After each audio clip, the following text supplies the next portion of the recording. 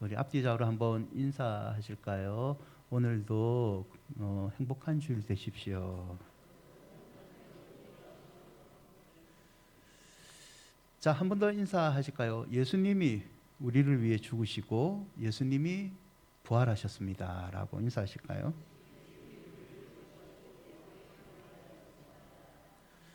다음 한 주간이 고난주간이고 이 다음 주일이 부활주일인데요. 저희가 고난주간에 특별 새벽기도는 가지지 않지만 그래도 여러분 한 주간 동안 가정에서나 교회에서 십자가의 은혜를 묵상하는 시간들을 가지시기를 바랍니다. 사진을 하나 보여주실래요? 여러분 미국 지도인데요. 빨갛게 표시된 부분이 알래스카입니다. 면적이 171만 8천 킬로 정도가 된 미국의 단일주에서는 가장 큰 주입니다. 이 알래스카가 여러분들이 알다시피 원래 미국 땅이 아니었죠. 러시아 땅이었습니다. 1867년에 미국의 국무장관인 윌리엄 슈워드라는 사람의 제안으로 미국이 알래스카 조약을 맺게 돼요. 사진을 보여주시면 이 조약에 이게 손을 들고 있는 사람이 저 사람이 슈워드인데요. 러시아 제국으로부터 러시아령 아메리카라고 불리는 것을 다음 사진 보여주시면 720달러에 매입합니다. 당시 사용된 수표인데요. 당시 러시아가 크림 전쟁으로 재정적 어려움을 겪고 있었어요. 그리고 미국은 지금의 미국의 영토를 다 차지할 때가 아닙니다. 조금씩 아메리카 대륙을 손에 넣고 있는 시기였죠. 1에커당 단 2센트를 줬습니다. 우리나라가 사용하는 평수로 환산을 하면 1200평의 이원으로 샀습니다. 단돈 이원. 대박이죠. 이런 땅이 있으면 우리는 당장 삽니다. 하지만 이게 147년 달러의 가치로 환산했을 때는요, 미국 정부가 부담하기에 결코 적지 않은 돈이었대요. 부담이 많은 데는 큰 돈이었답니다. 매입 무렵 당시에 미국 내부에서는요, 반대가 심했습니다. 온통 얼어붙은 이 항무지, 얼음덩이밖에 없는 이 땅을 왜 비싼 가격을 치르고 매입을 했느냐는 거죠. 하지만 매입을 주도했던 슈워드는요, 사람들에게 눈 속에 감춰진 보물들이 있다. 그 보물들을 주목하자라고 설득을 해봅니다. 여론이요, 설득되지 않습니다. 더 악화가 됩니다. 미국 의회가요, 슈워드를 공개적으로 비난하기 시작합니다. 극지에 쓸모없는 땅을 비싼 돈을 주고 샀다. 그래서 사람들이 이 슈워드 장관을 비꼬면서 했던 말이 슈워드의 바보짓이다. 그리고 슈워드의 얼음 창고가 알래스카이다 라는 비난론이 심했죠. 결국 이 일로요, 슈워드가 장관직에서 물러납니다. 그리고 5년 뒤에 슈워드는요, 죽습니다. 숨을 거두게 되죠. 여러분, 알래스카의 진가가 드러난 시기는요, 미국이 산 매매 조약을 맺은 30년 뒤입니다. 30년 뒤인 1897년에 알래스카에서 뭐가 발견됐을까요? 금강이 발견됩니다. 금강이 발견되고 이후에 은과 철광석 등의 각종 광물이 무진장하게 있다는 것, 게다가 석유와 천연가스가 있던 에너지 자원도 발견이 됩니다. 이 천대받았던 알래스카가 기회의 땅이 되고 천혜의 자원 보고가 되고 있죠. 러시아는 지금도 후회를 하고 있죠. 그제서야 미국 의회가요, 슈워드에게 공식 사과를 발표를 합니다. 의회에서 슈워드 당신에게 했던 사과를 돌려드립니다. 알래스카는 얼음 창고가 아니라 보물 창고였습니다. 여러분, 세상에는요, 감추인 보화가 많습니다. 지금도 우리나라에는요, 바닷속에 묻힌 보화를 찾기 위해 다니시는 분, 산을 헤매시는 분들이 있지 않습니까? 가끔 길을 가다가 여러분 돈을 줄 수도 있어요. 그래서 저는 가끔 길을 가다가 고개를 푹 숙이고 갑니다. 목사인 저를 아는 사람들은 기도한다고 생각하시지만 돈을 혹시 줄까 봐. 여러분, 산에서 빈 가방을 발견하시잖아요. 그러면 어떤 생각을 하세요? 빈 가방 더럽다. 무슨 생각하세요? 여러분은 경건하시죠. 저는 돈다발을 상상합니다. 누구나 다 그렇죠. 그러다가 이건 실제로 있었는데 책 속에서 돈이 나오면 할렐루야를 외치죠. 그럴 경우가 있습니다. 마태복음 13장 44절에 보면 예수께서는 천국이라는 것은 마치 감추어진 보화와 같다라고 얘기를 하세요.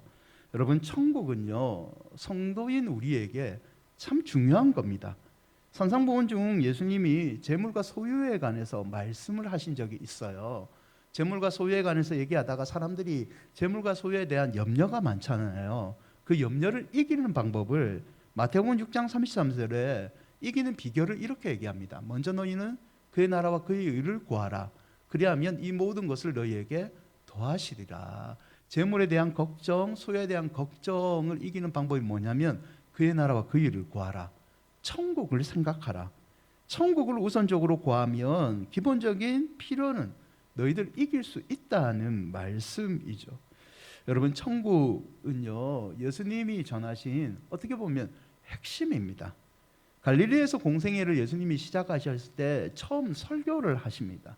그 설교의 중심 내용이 뭐냐면 마가복음 1장 15절을 보면 이르시되 때가 찼고 무엇이 가까이 왔다고 합니까? 하나님의 나라. 이게 마가의 표현으로 하나님 나라인데요, 마태는 천국이라고 표현을 합니다. 부활하신 후 40일 동안 제자들에게 가르친 내용의 주제도 똑같는데요, 여러분, 예수께서 40일 동안 부활하신 후에 제자들과 함께 있으면서 가르쳤던 주 내용을 사도행전 1장 3절은 이렇게 얘기합니다. 그들에게, 제자들에게 확실히 많은 증거를 친히 살아계심으로 보이신 후에 40일 동안 제자들에게 보이시며 무엇을 얘기합니까?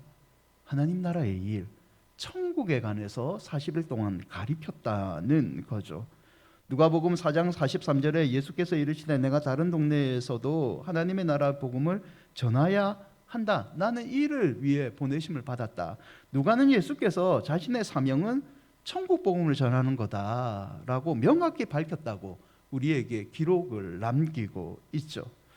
여러분, 오늘 본문이 속해 있는 이 마태복음 13장에서 예수님은요, 천국의 밭에 감추인 보화 그리고 값진 진주라는 비유를 사용하신데요, 이걸 통해 천국이라는 것은 세상의 어떤 것과 비교할 수 없는, 값어치를 매길 수 없는 가장 소중한 것이고, 이것을 발견한 사람은 아낌없이 인생을 걸면서 천국에 투자를 해야 된다라고 얘기를 합니다. 즉, 삶에서 성도가 가장 우선시 되어야 된다는 것은 천국의 소망임을 가르쳐주고 있죠. 여러분, 천국은요, 우리 성도들에게 우선순위라는 것을 믿으십니까? 믿지 않으시는가요? 약간 걱정이 됩니다. 나만 천국 갈까 봐. 여러분, 예수님은요, 의식주보다 천국을 먼저 구하라라고 말씀하십니다. 예수님이 과연 현실을 모르고 이런 말을 했을까요? 아닙니다. 천국보다 너희들 돈이나 출세, 자식을 천국보다 소중히 여겨서는 안 된다. 물론 그게 중요하다. 하지만 천국보다 가치 있는 것은 이 땅에 없다는 거죠. 천국을 우선시 생각하면 나머지 돈이나 명예나 자식의 문제는 하나님께서 해결해 주신다는 겁니다. 여러분, 여기서 한 가지 생각해 볼 것이 있습니다. 천국은 과연 우리가 죽어서 가는 나라일까요? 과연 우리가 죽어서 들어가는 곳이 그곳이 천국일까요? 여러분, 천국이라는 개념은 하나님이 통치하시는 나라입니다. 하나님의 의로운 통치권이 실현되는 나라가 천국입니다. 이 나라는요, 그리스도께서 이 땅에 재림하시는 새하늘과 새 땅이 도래할 때 온 우주에 완벽하게 실현이 됩니다.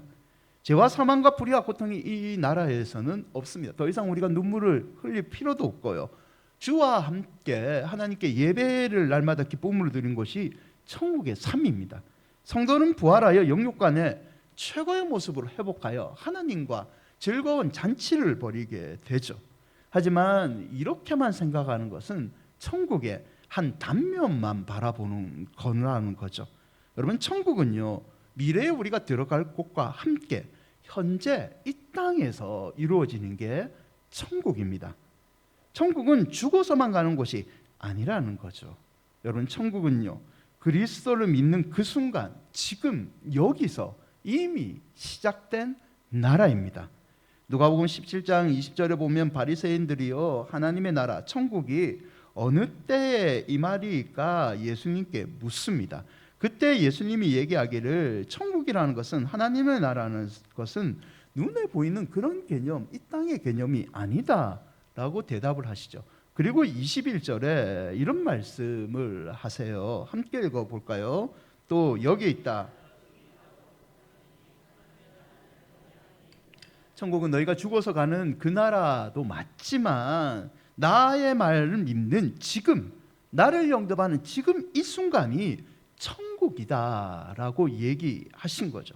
하나님의 통치가 있는 나라가 천국이고, 하나님이신 예수께서 이 땅에 오셨고 그분을 주로 모신 사람들이 있는 곳이, 그 통치가 머무는 곳이 천국이라는 거죠.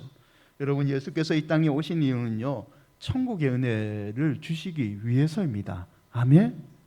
그 나라는요, 이 땅에서 우리가 그리스도를 믿는 순간부터 이루어지는 나라입니다. 지금 여러분은 천국 백성이십니다. 아멘. 우리 합지자로 한번 인사할까요? 나는 천국 백성인데 너는 천국 백성이 맞냐? 미안합니다. 여러분, 마태복음 13장 31절과 32절을 보시면요, 이런 말이 있어요. 이 겨자씨 같은 비유인데요, 모든 씨 중에 겨자씨가 작은 씨지만 자라오는 풀보다 커서 나무가 되며 공중의 새들이 와서 그 가지에 깃든다. 천국을 비유할 때, 천국은 지금부터 점점점 커가는, 그리스도의 통치가 미쳐 나가는, 예수 그리스도를 믿는 사람이 느는 만큼 천국은 확장돼가는, 지금 여기서 주를 고백하는 사람들이 있는 곳이 천국임을 가르쳐 주고 있습니다. 사랑하는 여러분, 천국은요 가까이 있습니다. 내가 사는 집이 천국인 줄 믿습니다.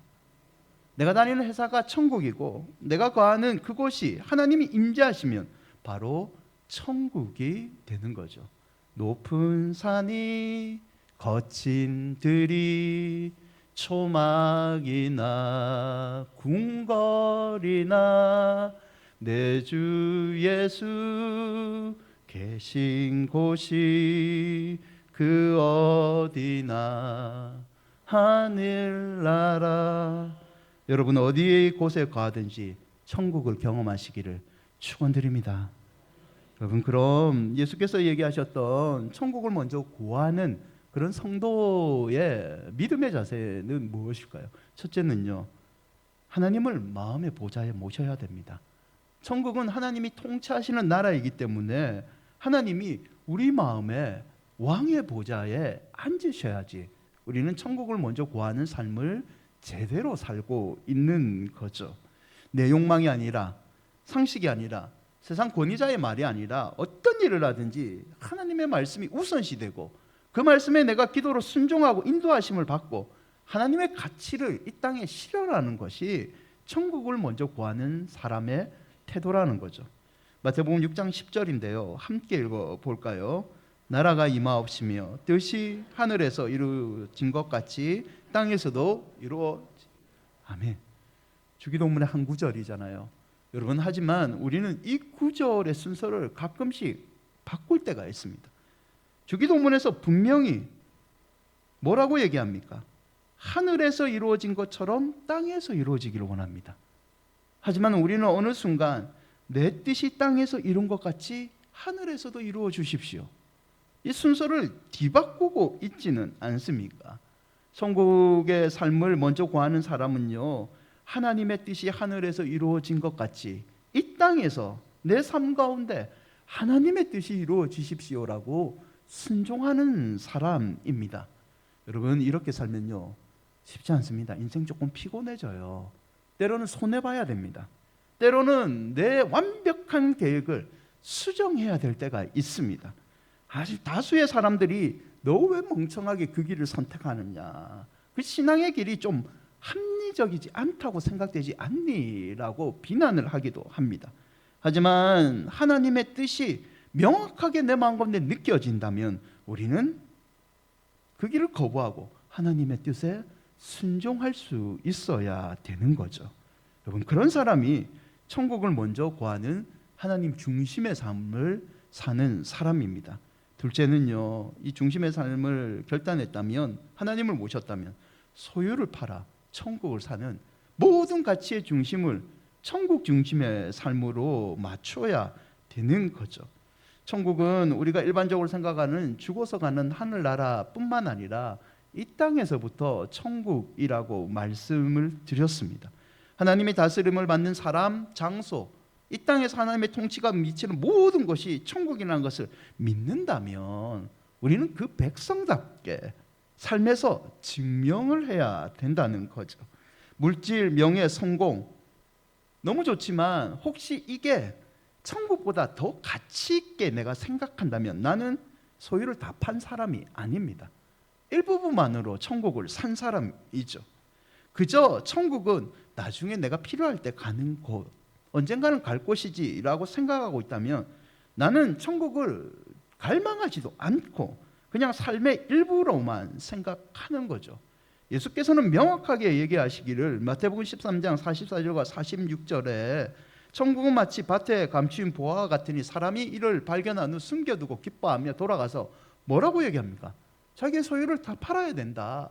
마치 좋은 진주와 구하는 장사와 같으니 극히 값진 진주를 발견하면 가서 동일한 말을 또 쓰죠. 자기의 소유를 다 팔아라. 네 인생을 다 걸어서 천국의 소망을 물건으로 비교할 수 없지만 사야 된다, 투자해야 된다라고 가리키고 있죠. 그만큼 세상에서 사람이 가져야 될 최고의 가치는 천국이라는 말씀입니다.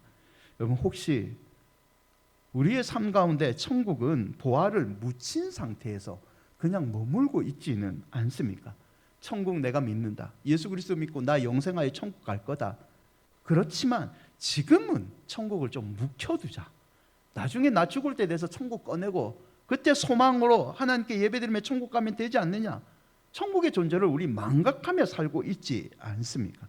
모든 소유를 팔아라는 것은 매 순간순간마다 천국의 소망으로 살아가라는 말씀이죠.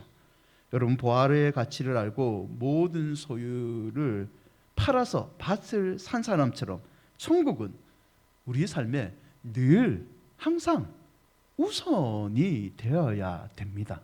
셋째는요, 이 가치를 알았다면 우리는 복음을 전해야 됩니다. 누가복음 4장 43절을 다시 보시면 예수께서는 자신이 천국 나라의 복음을 전하러 이 땅에 왔다라고 명확하게 말씀하셨죠. 여러분 누가복음 14장 16절에 보면요, 큰 잔치의 비유가 나옵니다. 이 큰 잔치의 비유에 보면 어떤 사람은 하나님을 비유한 거예요. 그리고 큰 잔치는 구원의 잔치입니다. 천국 잔치. 많은 사람들이라는 단어는 당시에 하나님의 율법을 먼저 알고 있었던 유대인들을 지칭합니다. 14장 17절에 보면 잔치의 날이 됐고 시각이 됐습니다. 청에 장치에 오기로 약속한 사람들에게 종을 보냅니다. 이 종들은 미리 예수를 믿은 사람, 그리스도인 혹은 당시의 선지자들을 비유하는데요. 사람들이 가서 이제 잔치 시간이 됐습니다, 잔치로 오세요라고 했는데 18절에 보면 모든 사람들이 거절합니다. 이 사람들이 잔치를 거절해요. 여러분 유대인들의 관습에는요, 우리나라와 좀 비슷하다고 말씀드렸잖아요. 잔치를 초청할 때 2번 확인합니다. 우리도 결혼식에 자녀 결혼식이 있으면 미리 최소한 한 달 전에 청첩장 드리고 당일에 와서 또 한 번 카톡이나 뭘 통해 확인을 하잖아요. 똑같이 2번 확인한대요. 첫 번째는 잔치 전에 초청장을 보냅니다. 가까워지면 또 한 번 확인을 해요. 14장 17절을 한번 보세요. 잔치 시각에 그 청하였던 자들이라고 표현이 되어 있습니다. 청하였던 자들, 이 사람들은요 초청장을 받고 내가 그날 가겠습니다라고 약속을 한 사람들이에요. 그냥 생뚱맞게 데리고 온 사람들이 아니라는 거죠. 한 번 더 확인했을 때 그런데 왠지 이들은요 거절을 합니다. 18절과 20절을 보시면 거절의 이유를 얘기하는데요. 밭을 내가 샀다, 소다섯을 사서 시험을 해야 된다, 장가를 들었다고 핑계를 대죠. 핑계와 변명은 다양하지만 본질은 그냥 거절한 겁니다. 여러분 겉보기에는요 이 거절의 이유가 타당을 해요. 밭을 샀고 뭐 장가 들겠다는데 어떻게 합니까? 하지만 여러분 조금만 살펴보면 이 이유들이요 진짜 우습습니다. 밭을 샀다, 밭을 매입을 했답니다. 그런데 꼭 그날 밭에 밭을 매러 가야 됩니까? 가기 싫은 거죠. 다른 날 가면 됩니다. 밭이 뭐 다리가 달려서 도망가는 것도 아니고 그날 안 가도 됩니다. 소를 샀다. 원문에 살펴보면요, 이 사람은 농사꾼이 아닐 가능성이 높아요. 소장수일 가능성이 높습니다. 소장수가 소를 샀다라고 했는데 이 소를 새로 매입한 것은 아니에요. 새로 구입한 것도 아니고 이미 자기가 가지고 있는 소에 테스트를 한답니다. 시험을 하는데 이 일을 꼭 그날 해야 됩니까? 다른 날 해도 되죠. 장가를 들었다, 지가 가정을 이뤘다는 말인데요, 유대인들은 밤늦게 잔치가 지나기 때문에 집에 아내를 혼자 두고 가면 안 됩니다. 도둑이 들어올 수도 있고. 여러분, 그런데 아내와 함께 결혼식에 가도 되죠. 가기 싫다는 거죠. 생각만 있으면 얼마든지 잔치에 갈 수 있는데 잔치 가기를 꺼려하고 핑계만 대고 있다는 거죠. 여러분, 이게 1차적으로 유대인들을 향한 말씀인데요, 유대인들은 구약의 선지자와 예언자들을 통해서 하나님께서 구원자를 보내줄 것을 알고 있었습니다. 그 구원자가 다윗의 자손인 예수 그리스도입니다. 이 사람들은 지식적으로는 이건 알고 있었습니다. 하지만 인정을 못하는 거예요. 자기들이 생각했던 하려나 왕권을 가진 왕의 모습도 아니고 마국간에서 태어났지, 맨날 가난한 사람들, 이방인들과 함께하지, 이 사람 믿었다가는 로마의 속국에서 벗어날 수 없기 때문에 그리스도를 거절하는 거예요. 그리스도를 죽인 이유가 뭡니까? 성전을 헐었다. 헐지도 않으셨는데 나중에 헐어버리죠. 성전을 헐었다, 하나님을 못 오겠다, 온갖 핑계를 대고 예수를 거절했던 거죠. 여러분, 천국잔치에 우리들도 전도 사람들을 초청하는데요, 별사람 다 있죠. 진짜 까놓고 얘기해서 별사람 다 있잖아요. 여러분, 기다렸다가 내가 5월 26일 날 우리 큰은혜 교회 가서 한번 나랑 예배 한번 드려봐요 라고 얘기했을 때 눈물 뚝뚝 흘리면서 내가 네 얘기가 얼마나 기다린지 모른다, 내가 네가 그 얘기할까 봐 성경책까지 사놨다, 이런 사람들을 저도 평생 만나보고 싶습니다. 그런 사람들은 거의 없습니다. 이런저런 핑계 다 댑니다. 왜 그날 꼭 가족 모임은 있는지, 왜 그날 꼭 여행은 가시는지. 밖에 비가 부는데 여행을 가신대요. 비 오는데 어디 갔냐? 비 오는 날 바닷가에서 차 한잔 마시면 너무 좋대요. 여러분, 몇 사람은요 이 정도가 아니라 강하게 반발합니다. 더 이상 나에게 몰아붙이지 마라 라고 반감을 드러내기도 하죠. 예수께서는요 이런 큰 잔치의 비유를 통해서 그래도 천국의 가치를 안다면 천국을 전하는 것을 포기하지 말라라고 얘기를 하시는 거죠. 여러분, 사실 이런 핑계 대에는요, 거절의 배후에는요, 우리는 압니다. 영적인 전쟁이 있습니다. 사단이 제일 싫어하는 게 복음을 듣는 전도죠. 그래서 마음을 위옥해서 천국 잔치에 가는 것을 막습니다. 이 사람이 심하게 반대한다, 이 사람은 꼭 예수 믿을 사람인데 사단이 막는구나, 그렇게 생각해서도 무관하다는 거죠. 누가복음 14장 21절에 보면요, 초청된 사람들이 일자에 사양하니까 주인이 잔치를 포기합니까? 21절을 보면요, 주인은 잔치를 포기하지 않습니다. 종들을 다시 보냅니다. 거리와 골목에 가라, 나가서 가난한 자들과 몸 불편한 자, 맹인들, 보이는 사람 무조건 다 데려오라는 거죠. 잔치를 메꾸라는 겁니다. 무슨 말입니까? 잔치 비유를 통해서 우리에게 알려주는 것은요, 모든 사람에게 복음의 축복이 있다, 그들이 거절할지라도 천국은 반드시 존재한다는 거죠. 우리가 너무 사랑하는 가족, 우리가 너무 사랑하는 지인들이 거절하고 우리가 포기하면 안 될 이유가 여러분 여기에 있습니다. 그들이 거절할지라도 천국은 반드시 있습니다. 그 천국 반드시 잔치에 있는 자리에 우리 사랑하는 사람들을 함께 데리고 가야 되지 않겠습니까? 누가복음 14장 23절인데요. 함께 읽어볼까요? 주인이 종에게 이르되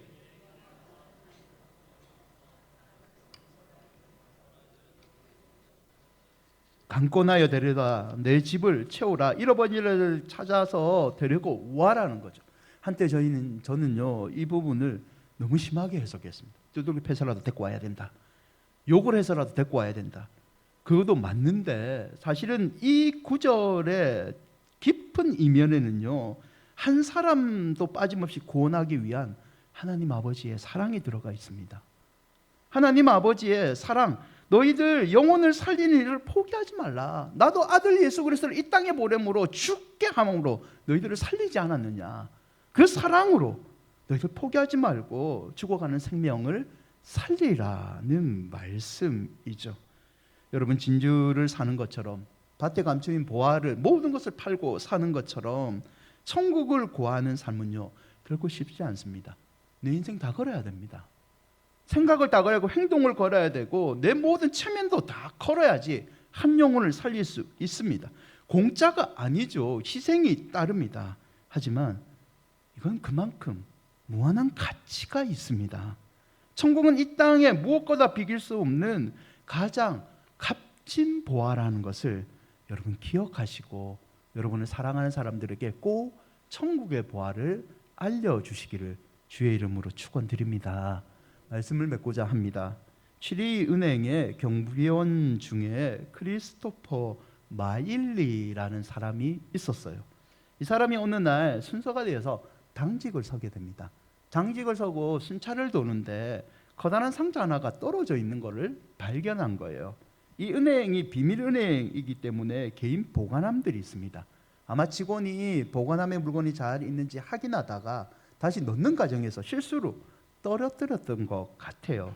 상자 안에는 낡은 서류 이 2권이 들어 있었습니다. 표지의 제목이 참 이상하여 크리스토퍼가 이 서류를 살펴보게 됩니다. 그 서류는요, 유대인들의 재산을 몰수한 나치 정부의 장부였던 겁니다. 크리스토퍼는 상자 안에 다시 서류를 담습니다. 원래 자리에 두었지만 한 권은 몰래 자기가 숨겨 가지고 와요. 직업적으로 이렇게 해서는 안 됩니다. 비밀은행의 원칙을 지켜야 되지만 재산을 몰수당한 유대인들을 생각하니까 양심상 그럴 수 없는 거예요. 그래서 결국 크리스토퍼는 이 서류를 가지고 언론사들을 찾아가게 돼요. 사회적 파장을 우려한 언론사들이요, 하나같이 거절을 합니다. 나치 정부의 후손들에게 보복을 당할 수도 있고 겁이 나서 보도를 하지 않습니다. 사방을 돌아다니니까 결국 시골의 한 작은 언론사가 이 일을 맡아서 보도를 합니다. 이 보도를 통해요, 서류에 나온 유대인들이 잃어버린 재산을 다 찾게 됩니다. 여러분, 그 총액이요 1조 4천억이에요. 잃어버렸던 재산을 찾는 기쁨이 있죠. 여러분, 루터가요 예수 그리스도를 믿는 것을 이렇게 말한 적이 있어요. 루터가 우리의 누더기와 그리스도의 예복을 바꾸는 놀라운 교환이다. 그리스도를 믿게 하는 것은 누더기를 입은 사람들의 비참한 인생을 그리스도의 행복한 예복으로 바꾸는 가장 중요한 가치 있는 행동이라는 거죠. 여러분을 사랑하는 사람들이 겉으로는 화려한 옷을 입는 것 같지만 그 영혼이 누더기와 같이 죽어가는 영혼이라면 여러분 외면을 계속 하실 수 있겠습니까? 1867년 미국은요 러시아로부터 한반도의 7배나 되는 쓸모없는 땅이라 불리는 알래스카를 720만 달러에 사들입니다. 수많은 사람들이 미쳤다라고 비난을 했습니다. 하지만 한 세대가 못 가서 그 땅은 지하 자원과 유전이 가득한 노다지임을 드러냈습니다. 여러분, 밭에 감추인 보화인 이 천국의 가치를 아신다면 여러분의 가진 모든 것을 다 파는 것은요 미친 짓이 아니라 믿음입니다. 하나님은 이 믿음을 보시고 우리에게 더 많은 형통의 축복을 주시는 거죠.